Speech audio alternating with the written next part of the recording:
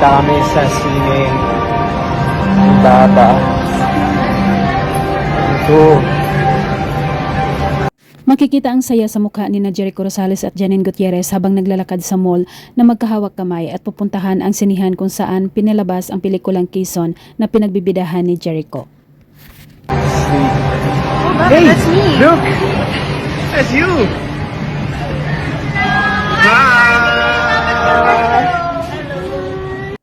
Bumili ng tig-isang popcorn box sina Eiko at Janine bago pumasok sa sinihan at ang bawat box na hawak nila ay may picture ng mga gumanap sa pelikulang Quezon.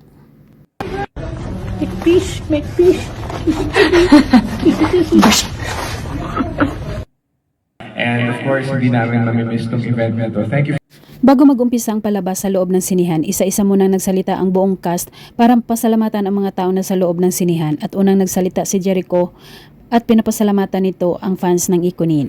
Will I say Ikonin? Matagal-tagal na ako walang ganitong mga ganap na mga groups and everything, but we really Dagdag pa ni Jericho Rosales, very grateful ang buong cast ng pelikulang Quezon sa pinakitang suporta ng mga tao sa kanila. Kaya taos puso ang pasasalamat ni Jericho Rosales at iba pa nilang mga kasamahan. We appreciate your love and the entire cast of Quezon, of course, are very, very grateful para sa inyo lahat. Before that, Binigyan din ng pagkakataon magsalita si Janine Gutierrez na mula sa poll ay hindi iniwan ang boyfriend na si Jericho Rosales sa bawat event nito para i-promote ang pelikulang Quezon. Thank you guys, and looking forward to seeing you more often sa mga susunod na ganap.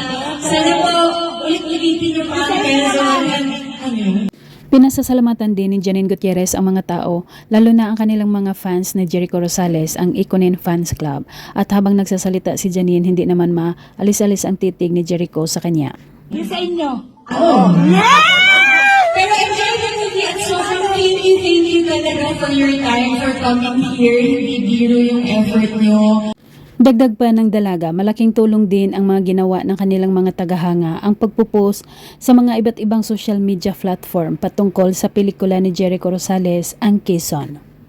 Sa lahat ng mga Instagram pictures, edit, tag, tweet, sobrang halaga. So, shall I say Ikonin?